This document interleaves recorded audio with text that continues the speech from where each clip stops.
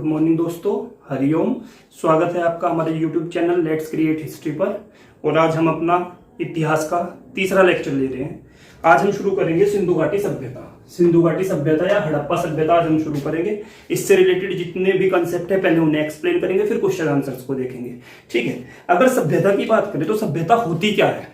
सभ्यता, सबसे पहले आपको सभ्यता की डेफिनेशन पता होनी चाहिए। तो सभ्यता क्या होती है? किसी एक विशेष काल में समान प्रकार की संस्कृति किसी विशेष भौगोलिक क्षेत्र में रह रही है तो उसे एक सभ्यता का नाम दिया जाता है। कुछ ऐसे लोग जिनका जीवन स्तर एक तरह का हो, जिनका रहने सहने का तरीका एक तरह का हो, जिनके खाने पीने की आदत एक तरह की हो, जिनका रोजगार यापन करने का तरीका एक तरह का हो, जिनका कृषि संबंधी प्रणाली एक तरह की हो। तो कुछ विशिष्ट लोगों की किसी विशिष्ट भौगोलिक परिक्षेत्र में जीवन दशा को सभ्यता के रूप में निरूपित कर सकते हैं। तो सभ्यता बोलते हैं कुछ लोग जो कुछ किसी भौगोलिक क्षेत्र में अपना जीवन यापन कर रहे हैं समान तरीके से, समान रूप से, तो उसे सभ्यता बोला जाता है।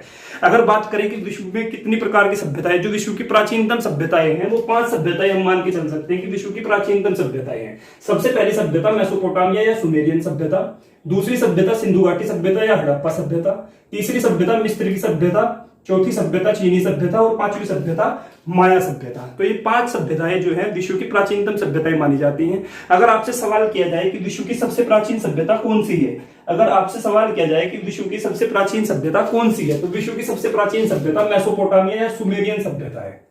विश्व की सबसे प्राचीन सभ्यता मेसोपोटामिया या सुमेरियन सभ्यता है। विश्व की सबसे प्राचीन सभ्यता मेसोपोटामिया या सुमेरियन सभ्यता है। अगर इससे सवाल आ जाए, देखो भाई, पुराने समय में इस आज की तरह की बात नहीं थी। आज हर घर में पानी के साधन है, सबमर्सिबल है, टैंकी है, हर प्रकार की सुविधाएं हैं। प्राचीन समय में जल के लिए नदियों पर निर्भर रहना पड़ता था। तो सभ्यताएं हमेशा नदियों के किनारे विकसित हुआ करती थी, जहां पे पर्याप्त मात्रा में जल हो, क्योंकि जल से ही सारे संसाधन आप आगे काम करेंगे, चाहे वो खाना बनाना हो, चाहे वो कृषि में हो, चाहे वो कपड़ों से संबंधित हो, कपड़े धोने में हो, तो जल की जरूरत पड़ती है। तो जितनी भी प्राचीनतम सभ्यताएं थी वो सभी किसी न किसी नदी के किनारे बसी हुई थी, नदी के किनारे बसी हुई थी। तो सबसे प्राचीन सभ्यता क्या है भाई? मेसोपोटामिया की सभ्यता या सुमेरियन सभ्यता। अगर पूछा जाए कि ये कौन सी नदी के किनारे बसी हुई है, ये कौन सी नदी के किनारे विकसित हुई, तो ये यूफ्रेटस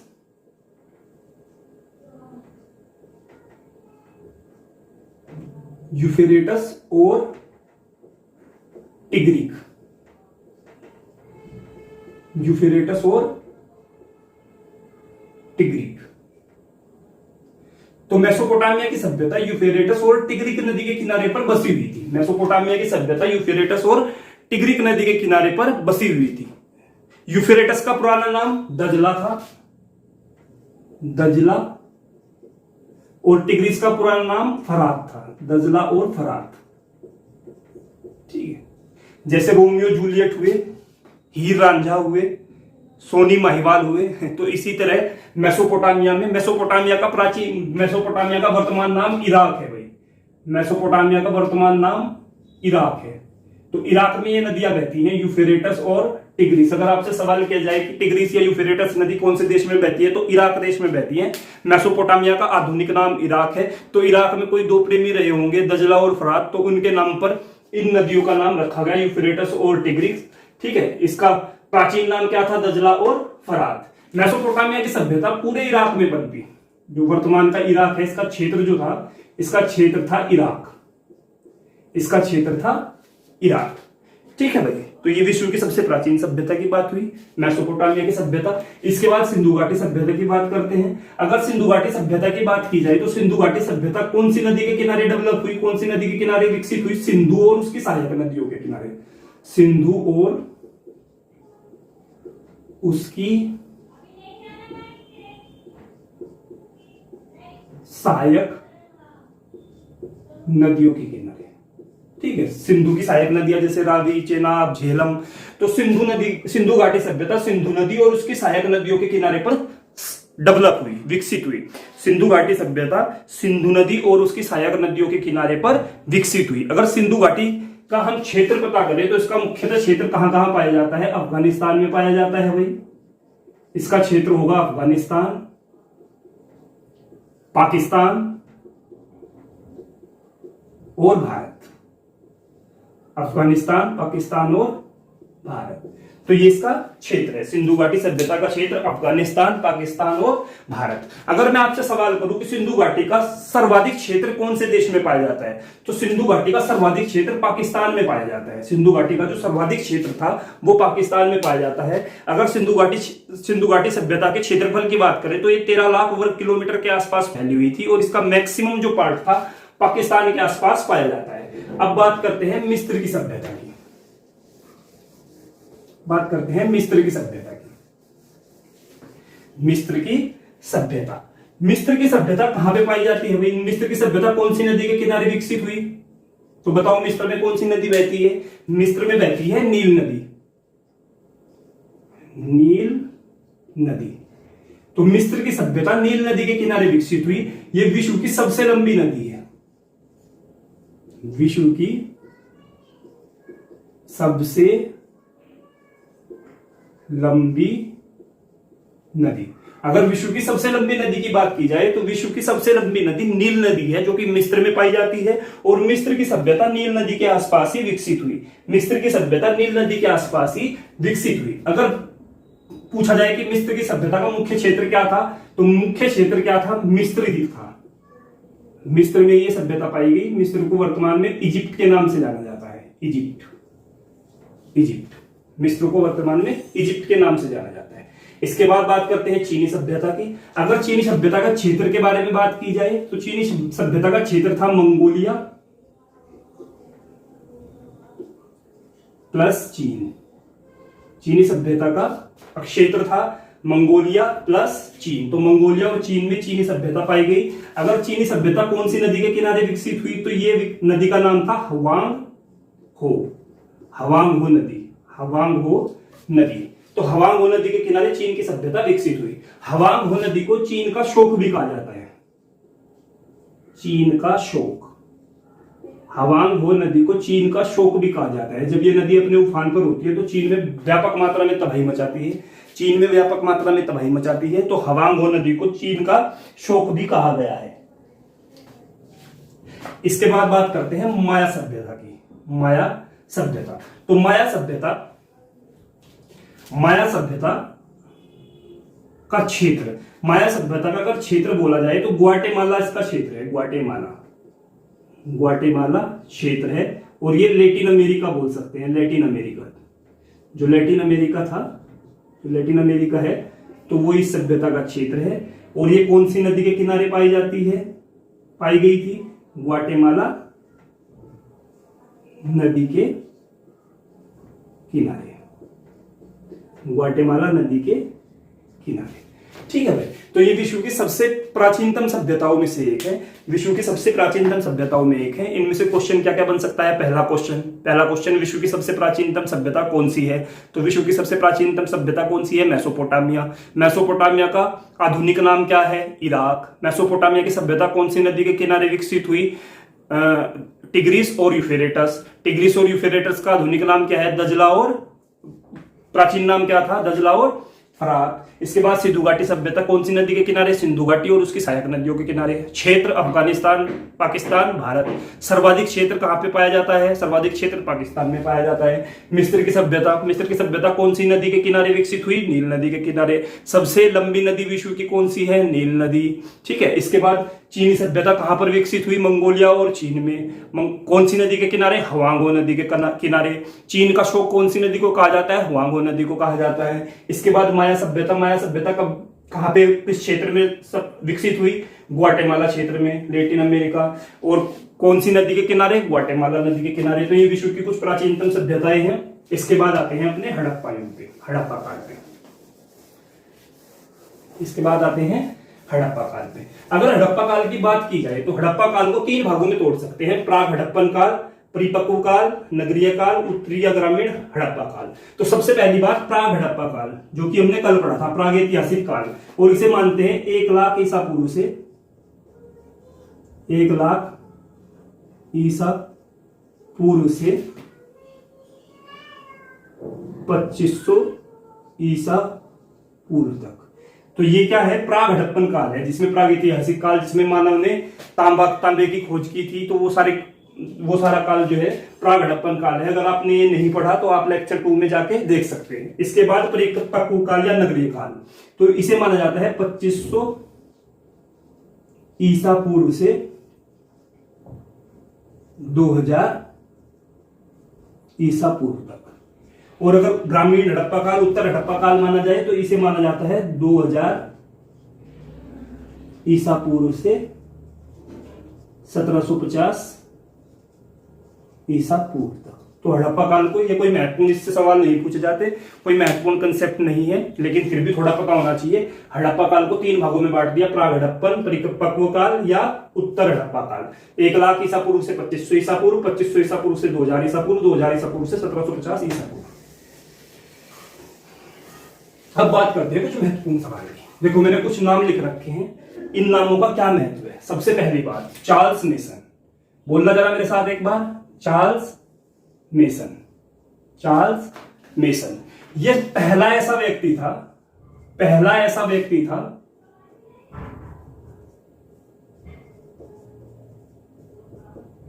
जिसने हड़प्पा खंडरों का जिक्र किया। पहला ऐसा व्यक्ति था। अगर आपसे क्वेश्चन पूछा जाए, ऐसा पहला व्यक्ति जिसने हड़प्पा खंडरों के बारे में बताया, पहला व्यक्ति जिसने हड़प्पा के खंडरों के बारे में बताया, तो किसने बताया? चार्ल्स मेसन ने बताया, 1842 में बताया। चार्ल्स मेसन 1842 वो व्यक्ति जिसने सर्वप्रथम हड़प्पा के क्षेत्र के बारे में बताया, हड़प्पा खंडरों के बारे में बताया, तो उसका नाम क्या था? Charles mason 1842। इसके बाद आते हैं अलेक्जेंडर कनिंघम, पहला व्यक्ति जिसने सर्वेक्षण किया, पहला व्यक्ति जिसने हड़प्पा के खंडरों का सर्वेक्षण किया, पहला व्यक्ति जिसने हड़प्पा के खंडरों का सर्वेक्षण किया अलेक्जेंडर कनिंघम, और 1856 में इसने हड़प्पा के क्षेत्र का सर्वेक्षण किया। ठीक है, पहला व्यक्ति जिसने हड़प्पा के क्षेत्र का सर्वेक्षण किया वो अलेक्जेंडर कनिंघम है। इसने 1856 में हड़प्पा के क्षेत्रों का सर्वेक्षण किया। 1861 में एक संस्था का गठन हुआ था जिसे बोला जाता था ASI। 1861 में एक संस्था का गठन हुआ जिसे बोला जाता था ASI। ASI का मतलब क्या होता है? आर्कियोलॉजिकल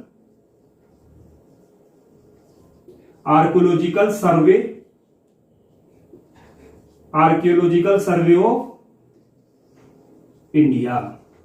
इस संस्था को बोला गया आर्कियोलॉजिकल सर्वे ऑफ इंडिया, भारतीय पुरातत्व विभाग। भारतीय पुरातत्व विभाग, इसका क्या काम होता था भाई? भारतीय पुरातत्व विभाग का काम क्या होता था कि ये सर्वेक्षण किया करता था, पुराने खंडरों के बारे में जानकारी निकाला करता था, पुरानी चीजों के बारे में जानकारी निकाला करता था। आज की डेट में भी संस्थान है। तो आर्कियोलॉजिकल सर्वे ऑफ इंडिया, तो इससे एक सवाल मिल सकता है कि आर्कियोलॉजिकल सर्वे ऑफ इंडिया का गठन कब हुआ? तो 1861 में हुआ। आर्कियोलॉजिकल सर्वे ऑफ इंडिया का गठन कब हुआ? भारतीय पुरातत्व विभाग का गठन कब हुआ? 1861 में हुआ। इसके पहले चेयरमैन, पहले अध्यक्ष, पहले प्रेसिडेंट कौन थे? अलेक्जेंडर कनिंघम थे। इसके पहले चेयरमैन, पहले प्रेसिडेंट कौन थे? पहले अध्यक्ष कौन थे? भारतीय पुरातत्व विभाग के, भारतीय सर्वेक्षण विभाग के पहले अध्यक्ष कौन थे? अलेक्जेंडर कनिंघम थे। कब बने? 1861 में बने। ठीक है भाई, भारतीय सर्वेक्षण विभाग का स्थापना कब हुई? 1861 में। भारतीय सर्वेक्षण विभाग के अध्यक्ष कौन थे? प्रथम अलेक्जेंडर कनिंघम। कब बने? 1861। फिर आती है बात 1872 की। तो 1872 में अलेक्जेंडर कनिंघम ने हड़प्पा के सिक्के जारी किए, हड़प्पा सभ्यता के सिक्के जारी किए। 1872 ईस्वी में अलेक्जेंडर कनिंघम ने हड़प्पा सभ्यता के सिक्के जारी किए। ठीक है भाई, तो यहां तक की बात होती है। यहां तक क्या क्लियर हुआ? सबसे पहले हड़प्पा सभ्यता का जिक्र करने वाला व्यक्ति, पहली बार हड़प्पा सभ्यता का नाम लेने वाला व्यक्ति, हड़प्पा क्षेत्र के खंडरों का नाम लेने वाला व्यक्ति कौन था? Charles mason. ठीक है, सबसे पहले सर्वेक्षण करने वाला व्यक्ति Alexander Cunningham. Archaeological survey of India का गठन कब हुआ? 1861 में। इसके प्रथम अध्यक्ष कौन थे? Alexander Cunningham. और हड़प्पा सभ्यता के सिक्के सबसे पहले किसने जारी किए? अलेक्जेंडर कनिंघम ने 1872 में। इसके बाद आता है जॉन मार्शल। तो जॉन मार्शल कौन था भाई? जॉन मार्शल ने हड़प्पा सभ्यता का नामकरण किया। हड़प्पा सभ्यता का नामकरण किया। तो अगर आपसे सवाल पूछा जाए कि हड़प्पा सभ्यता का नामकरण किसने किया, इस सभ्यता को हड़प्पा सभ्यता किसने कहा, तो जॉन मार्शल ने कहा। और इन्होंने इसके 2 नाम दिए। इन्होंने इसके दो नाम दिए। क्या नाम दिया? एक तो सिंधु घाटी सभ्यता, सिंधु घाटी सभ्यता, और दूसरा नाम दिया हड़प्पा सभ्यता। सिंधु घाटी सभ्यता और हड़प्पा सभ्यता। तो इस सभ्यता का नामकरण जॉन मार्शल ने किया। जॉन मार्शल ने इसके दो नाम दिए, एक सिंधु घाटी सभ्यता और दूसरा हड़प्पा सभ्यता।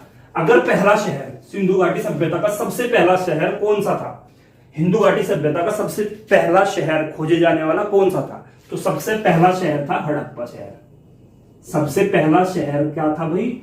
हड़प्पा शहर। सिंधु घाटी सभ्यता का खोजे जाने वाला सबसे पहला शहर हड़प्पा शहर था। इसकी खोज दयाराम साहनी ने की। इसकी खोज दयाराम साहनी ने की। कब की? 1921 में की। कब की भाई? 1921 में की। उस समय पे एएसआई का अध्यक्ष कौन था? आर्कियोलॉजिकल सर्वे ऑफ इंडिया का अध्यक्ष कौन था? John Marshall. जॉन मार्शल ये उस समय भारत के वायसराय भी थे। भारत के वायसराय भी थे और आर्कियोलॉजिकल सर्वे ऑफ इंडिया के अध्यक्ष भी थे। ठीक है भाई।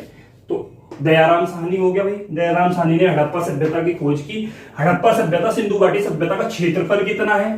क्षेत्रफल है 13 लाख वर्ग किलोमीटर। क्षेत्रफल क्या है?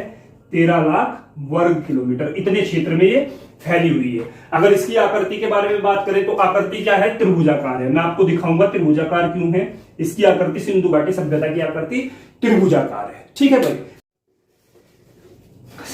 सबसे पहले हड़प्पा खंडरों का सबसे पहले जिक्र करने वाला, हड़प्पा खंडरों के बारे में सबसे पहले बताने वाला व्यक्ति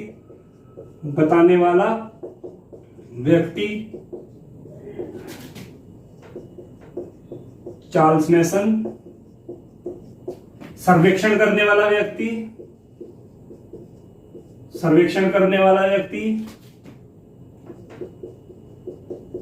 एलेक्जेंडर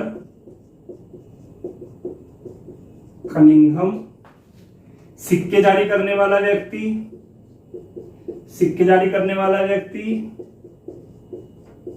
एलेक्जेंडर कनिंघम। सिक्के जारी करने वाला व्यक्ति एलेक्जेंडर कनिंघम। इसके बाद नामकरण करने वाला व्यक्ति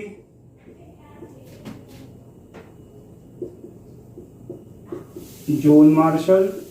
इसने इसके दो नाम दिए, एक हड़प्पा सभ्यता और दूसरा सिंधु घाटी सभ्यता। नामकरण जॉन मार्शल ने किया। इसका आकार त्रिभुजाकार है। क्षेत्रफल 13 लाख वर्ग किलोमीटर है। सबसे ज्यादा हिस्सा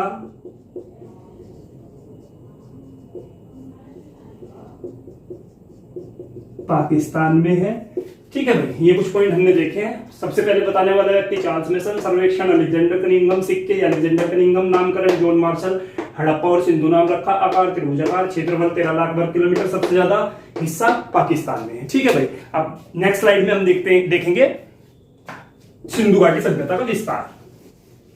ये इंडिया है, भारत का नक्शा है। मेरा जरा मैप थोड़ा इतना अच्छा नहीं है भाई,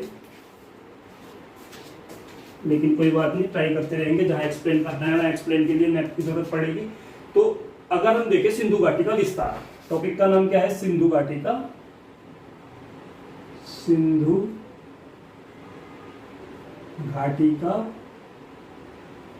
विस्तार। सिंधु घाटी का विस्तार। सिंधु घाटी कहां से कहां तक फैली हुई है? तो अगर पश्चिम की बात करें तो पश्चिम में अफगानिस्तान में एक क्षेत्र पड़ता है सुत कागन डोर। तो सुत कागन डोर से लेके जम्मू कश्मीर में एक हिस्सा पड़ता है मांडा। ठीक है। इसके बाद दक्षिण में एक हिस्सा पड़ता है दायमाबाद और पूर्व में कुछ यहाँ की साइड एक हिस्सा पड़ता है आलमगीर। तो ये इसका विस्तार है सिंधु घाटी सभ्यता का। अगर बात करें पश्चिम में सुतकागंडोर तक फैली हुई है, उत्तर में मांडा तक फैली हुई है, दक्षिण में दायमाबाद तक फैली हुई है, पूर्व में आलमगीरपुर तक। तो इस क्षेत्र में, इस पूरे क्षेत्र में सिंधु घाटी सभ्यता के अवशेष मिले हैं। इस पूरे क्षेत्र में सिंधु घाटी सभ्यता के अवशेष मिले हैं। अगर मैं बात करूं ईस्ट, वेस्ट, नॉर्थ, साउथ, तो साउथ में एक पॉइंट है यहाँ पे दाइमाबाद ये पड़ता है भाई महाराष्ट्र में। साउथ में एक पॉइंट है दाइमाबाद पड़ता है महाराष्ट्र में, ठीक है। वेस्ट पश्चिम में एक पॉइंट है आपका सुतकागंडोर ये पड़ता है आपका अफगानिस्तान,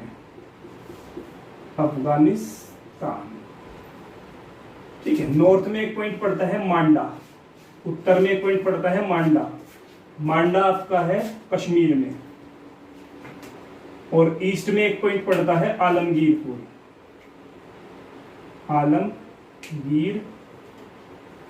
आलमगीरपुर ये पड़ता है मेरठ उत्तर प्रदेश में, तो ये इसका विस्तार है, पूर्व से पश्चिम, उत्तर दक्षिण, ये इसका विस्तार है, सिंधु घाटी सभ्यता का विस्तार है। इसे याद करने की एक ट्रिक है, आप लिख लो सम इक्वल टू क्या होता है भाई, सम इक्वल टू होता है ऐड, सम इक्वल टू क्या होता है, सम इक्वल टू ऐड। ये याद रखो, ये फॉर्मूला याद रखो, इससे आपका ये चारों पॉइंट क्लियर हो जाएंगे। सह से सुतकानगडोर, मैं से मांडा, ए से आलमगीरपुर,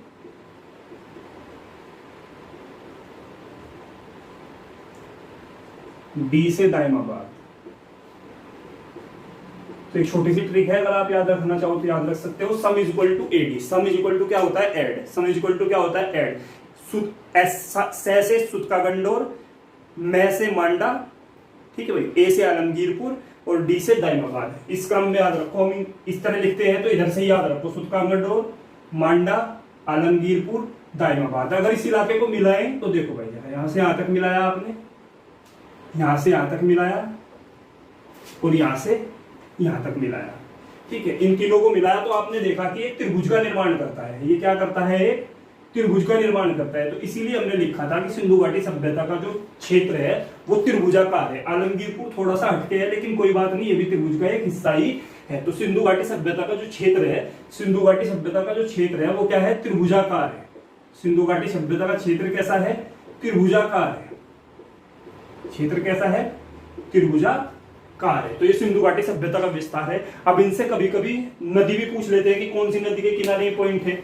सपोज करो उत्तरतम पॉइंट जो है, अगर मैं क्वेश्चन पूछूं सिंधु घाटी सभ्यता का उत्तरतम पॉइंट कौन सी नदी के किनारे है, सिंधु घाटी सभ्यता का दक्षिणतम पॉइंट कौन सी नदी के किनारे है, सिंधु घाटी सभ्यता का वेस्टर्न पॉइंट, सिंधु घाटी सभ्यता का पश्चिमोत्तर पॉइंट कौन सी नदी के किनारे स्थित है, सिंधु घाटी सभ्यता का पूर्वोत्तर पॉइंट कौन सी नदी के किनारे स्थित है। तो देखिए भाई, ये दास्क नदी के किनारे स्थित है, दास्क या दास्क नदी, दास्क भी बोल देते हैं और दास्क भी बोल देते हैं, दास्क भी बोल देते हैं और दास्क नदी के किनारे भी बोल देते हैं।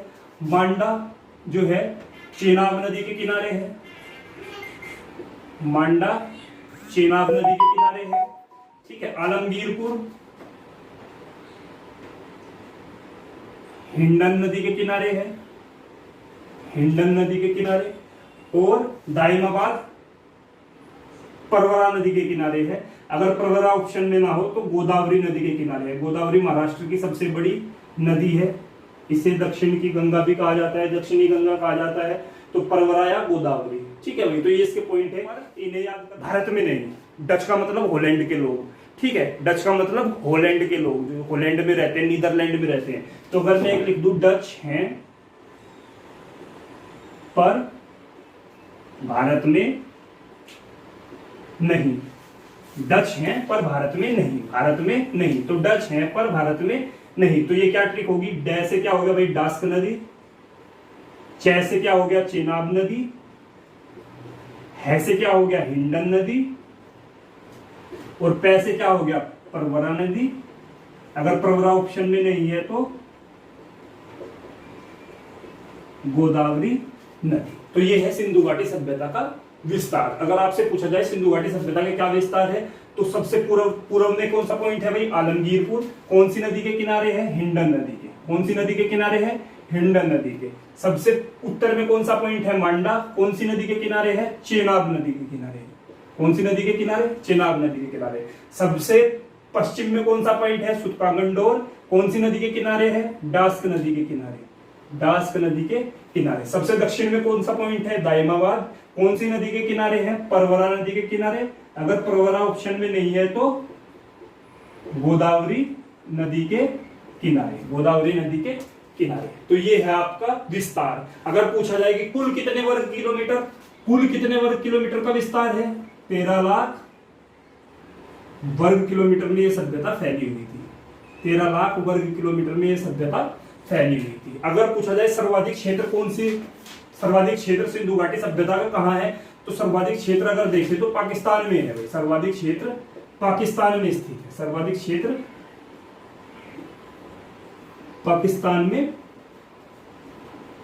स्थित है। ठीक है, तो ये कुछ इंट्रोडक्शन है सिंधु घाटी सभ्यता का। और सिंधु घाटी सभ्यता में कल हम पढ़ेंगे प्रमुख नगर जो खोजे गए। ठीक है, कौन कौन सी नदी के किनारे पर है, और उसके बाद हम देखेंगे कि कहां कहां से कौन कौन से साक्ष्य मिले, उनके रहन सहन की बातें, उनके खान पान की बातें। कल सिंधु घाटी सभ्यता का हम ये भाग 1 आज कंप्लीट हो गया है। भाग 2 हम कल शुरू करेंगे। अगर आपको वीडियो इन्फॉर्मेटिव लगी और आपको लग रहा है कि आपके काम आने वाली है, तो जरूर इसे लाइक करें और शेयर करें अपने दोस्तों में जितना ज्यादा कर सकते हैं। ठीक है, यूपी पैट का एग्जाम की नोटिफिकेशन आ गई है, तो तैयारी करते रहो भाई। ये सारे कंटेंट, जितने भी कंटेंट मैं पढ़ा रहा हूँ, इंग्लिश, हिस्ट्री, ये सब पैट एग्जाम में आएगा। प्राइमरी एलिजिबिलिटी टेस्ट और यूपी सरकार के, गवर्नमेंट के जो भी तुम फॉर्म भरोगे, तो पैट क्लियर करना अनिवार्य हो जाएगा। तो आपको सारे सब्जेक्ट पढ़ने पड़ेंगे, चाहे वो इंग्लिश हो, चाहे हिंदी हो, चाहे जीएस हो। तो वीडियो को लाइक करें, सब्सक्राइब करें चैनल को, और इसे शेयर करें जितना हो सके। ठीक है भाई, जय हिंद, जय भारत।